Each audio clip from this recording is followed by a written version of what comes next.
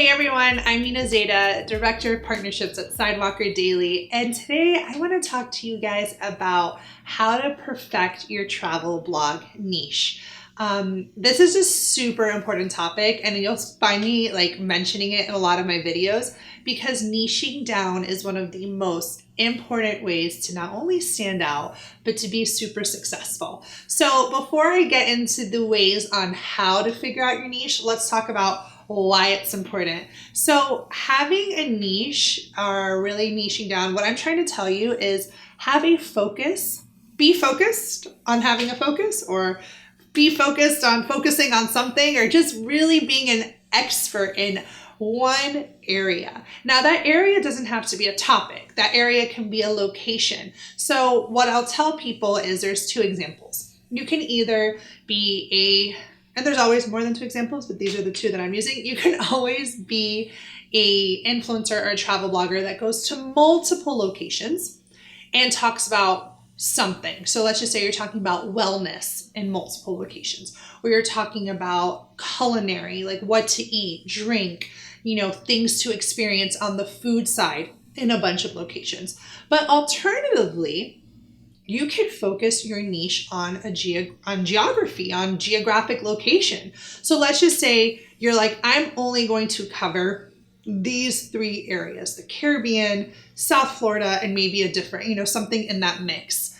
People will know to come to you because you are an expert in an area. And in that case, you can talk about a bunch of things, what to do, what to see, where to go, eat, sleep. Your topics can be super varied, but your geography is niche. So that's also a way that you can kind of think about it, because at the end of the day, your point as an influencer is to provide influence. Your point as a travel blogger is to write about topics not only that you like, but you're serving your readers. You need to provide value to them. So if a blogger, or not a blogger, if someone stumbles upon your blog or your social media handles for one thing, and then you're providing them with a bunch of other content that they didn't come there to search, you're going to lose them. So let me give you another example. If there was a travel, let's just say you were planning a trip to the national parks and you Google it and you stumble upon someone's blog.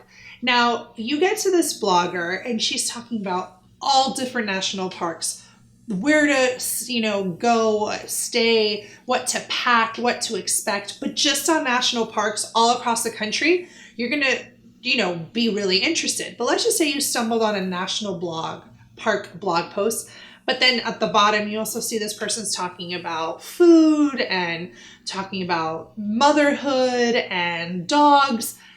You're not that person, came to you for national parks, and now you've lost them because you're trying to make it lifestyle. That's a huge mistake, is trying to be lifestyle and trying to talk about a whole lot when you should just focus, because if you can become an expert in an area, you're going to have dedicated fans. So let me tie this into brands and partnerships and work.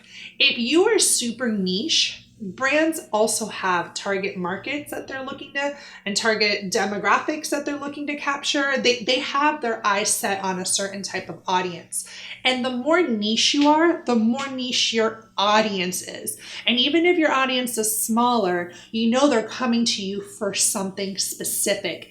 And there is a lot more value to that than having a huge inflated audience that doesn't really look to you as an expert in one thing. And you're going to be able to monetize your influence, and you're going to have a lot more success in working with brands the more niche you are, because you're going to be able to say, hey, I got the audience that you want.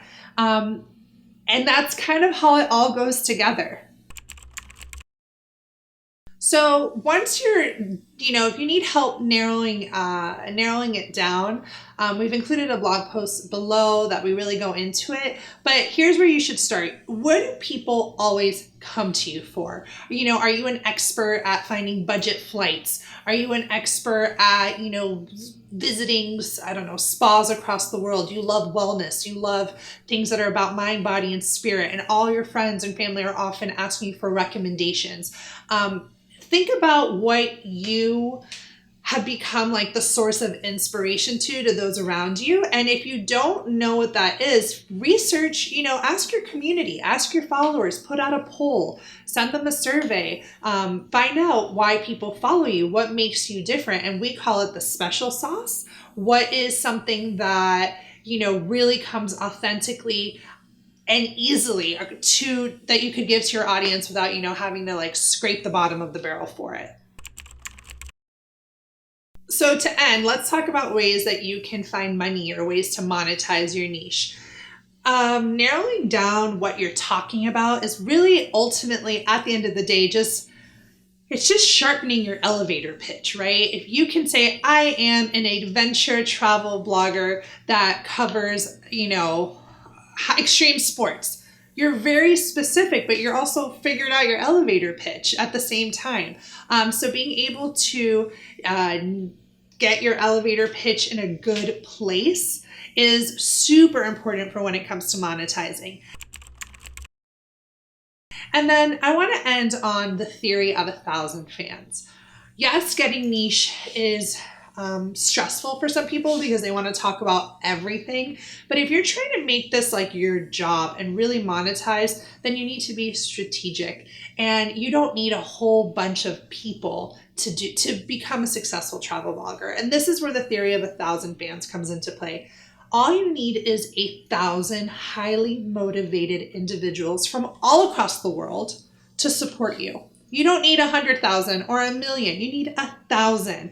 Because if you do the math, if you have 1,000 people that pay you $100 in the span of a year in some capacity, that's $100,000 salary. And that's, of course, if you're selling services or things online.